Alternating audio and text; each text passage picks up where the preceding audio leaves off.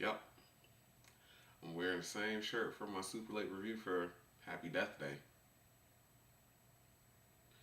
I wonder what's going on in the dimension where I'm wearing a different shirt.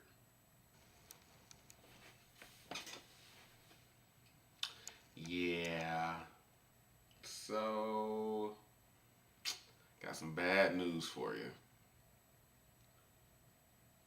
Oh, that doesn't sound good.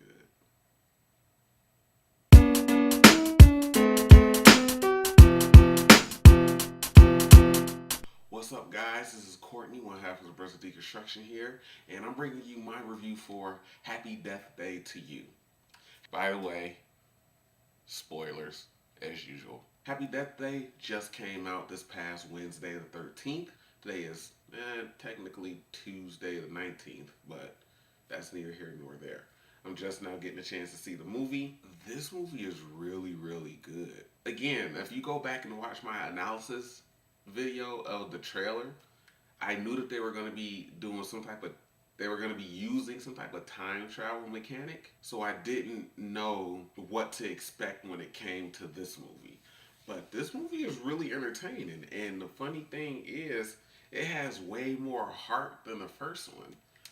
And it's much more suspenseful than the first one. Like, the first one is kind of like a goofy Groundhog's Day type of murder mystery slasher film. This one is still kind of a slasher movie. It subverts a lot of the expectations that at least I had going into it. Again, I've already given my spoiler warning, but this plays around really, really good with expectations. Like, we see in the trailer that Ryan, the Asian guy, was looking at himself. And at that moment, I was like, okay, they're going to be doing some type of weird parallel dimensions or time travel thing with this little orb. Sure enough, I was right. This little device that they've created, I guess it's for his thesis. They call it Sissy. I don't remember what it stands for. It's what caused the time loop from the first movie. Now in this movie, early on, in the beginning, Ryan gets killed. He interrupts Carter and Tree's makeout session and says, "Hey, this is what's happening to me." She's like, "Okay, I've been through this before." They do a rundown of the first movie. They actually succeed in figuring out who the killer is. And I was kind of like, well, how are they going from the trailer? I was like, how are they gonna, do the movie all over again? Like, is somebody else trying to kill Tree? Like, what's going on? This and that. But it's early on, the second killer that's killing Ryan is himself.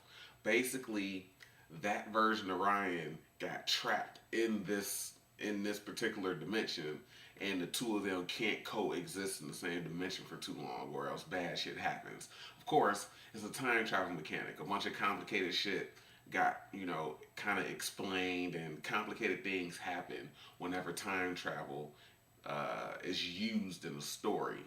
So as Ryan is explaining that to himself, he's like, "Hey, you got to stop this dude because he's gonna cause some bad shit." And the current Ryan that was getting killed is like resetting the device. He activates it. It actually goes off, and it sends Tree back to her birthday. So she relives the start of that day. So she doesn't know, she's not in a relationship with Carter, all that stuff. But it's a parallel universe. So in that dimension, in the new dimension that she gets sent to, Carter and Danielle are dating. Danielle and Tree are like best friends. Danielle's roommate Lori, who was the person killing her in the first movie, is no longer trying to kill her, but she still, like, I guess, kind of has like a rocky relationship with her, kind of, sort of. It's super, super weird, and I'll get into that later. But this is an alternate reality where things are different. And last but not least, Tree's mom is alive in this universe. Yep. So you see how that's gonna throw a wrench into things already. So it basically plays on a convention of this is what it is. Tree's trying to go back and reset the make everything right again, reset it, send her back to whatever reality she's from. But That's before she finds out her mom is still alive, because she goes to the dinner with her dad, as the waitress and she's about to have the same spiel that she had from the first movie when they had that heart to heart. The waitress asks them, "Are they ready to order?" And the dad says, "No, we're waiting for one more." And she's like, "One more? Who are you talking about?" And as the waitress walks away, Tree's mom is standing right there. She flips the fuck out, rightfully so. She misses her mom like crazy. You can get that from the first. You got that from the first movie. This movie was really really entertaining, and the heart that it had in it. Tree grew more. She went off on Ryan about starting this and fixing it and all that stuff. But then she came to a crossroads of, hey, do I choose Carter? And they have like a little moment when Ryan says, "Hey, make your girlfriend stop trying to intimidate me," and he's like, "She's not my girlfriend." And she looks at him like, and then he asks, "Wait, are you my girlfriend?" And she's like, "Well, I mean, kinda." So I thought that was kind of funny. But she basically comes to a crossroads of, hey, does she choose the reality that her mom was alive in, or does she choose the one where she ended the time loop and she's with Carter? And so she has this heart to heart with her mom, and ask her, hey, what would you have to do if you had to choose between being with dad and this? And she gets that information, and it's a really cool moment, and she goes and saves the day, as Tree's been doing for a while now. But overall, it was just a really, really good experience, and it was still funny. It had its suspenseful moments, especially when you find out that Lori isn't the killer anymore, and basically Lori has taken Tree's place in this reality. So in the first movie, Tree was dating the professor, and that was one of the reasons why Lori was wanted to kill Tree. That's why she was killing her. In this reality, Lori is dating the professor, and his wife finds out about the affair. So the professor basically takes the place of Lori, and Lori takes the place of Tree. So the doctor, releases the serial killer dude. He releases him, and he kills like a guard or something like that. But the doctor kills Lori, and then obviously it's gonna fall under the serial killer. That was a really cool reveal. There was another moment in the movie where you think it was going one way, but it didn't, and they kind of pointed out, as it's escaping me right now. And I told myself to remember it for the review, but I can't remember it for the life of me. It was a moment where you think somebody would be the killer, and a character says, "Makes sense," but they're not.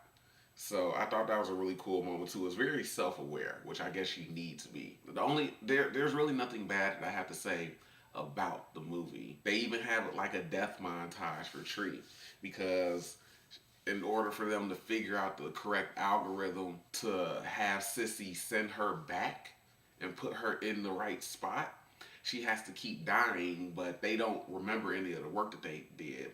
So she has to memorize it all, and then they're just gonna use process of elimination. Oh, this algorithm didn't work. This one didn't work. This one didn't work. And so after she comes to him, there's a really really big montage. That's where we get the skydiving scene from the first movie, and it's a funny moment with that because she skydives without a parachute in a bathing suit, and she does it. I don't know how she did it that quickly, because she sees Carter and Danielle kissing. She sees a sign for skydiving, and the next thing you know, she's jumping off this plane. And as they're making out in front of the sorority house, she like falls past them, flipping the camera off, and then just splats on the ground. And then Carter and Danielle start freaking out. So yeah, basically it's different ways of Tree killing herself versus being chased and killed by the serial killer, which she thinks is still after her. But at that point, you didn't really realize that the serial killer was actually for Danielle, or a ruse to cover for Lori's death. I mean, not Danielle, for Lori's death. But I mean, he's a serial killer, so obviously he's gonna go around killing people. But yeah, this is a really really entertaining movie, guys. The only thing that I would say would probably be one thing that I didn't really like was, I think, the manner of which they kind of executed the time travel mechanic was a little out there. And there's a moment where Danielle, I mean, it's a Chekhov's gun sort of.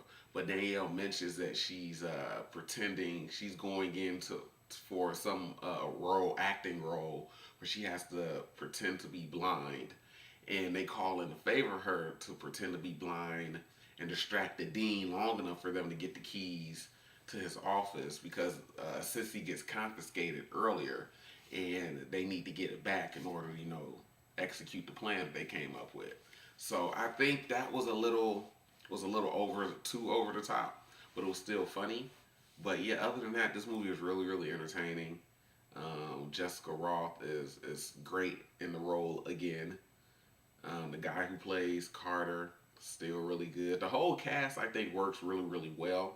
There are a couple of new kids that are actually like science teammates with Ryan. One of them, the girl, she's really adorable, but it's something like the curly hair and like the kind of thick eyebrows. It's something weird about her, but she's really really adorable. So I'll leave that at that. Yeah, this movie, like, I can't say it enough. This movie is entertaining, and you guys should check it out. I'ma go do what I do and look up theories and everything like that. It does have a mid-credit scene that could set up a third movie if they want to go down that route. Because I mean, basically they get recruited by DARPA.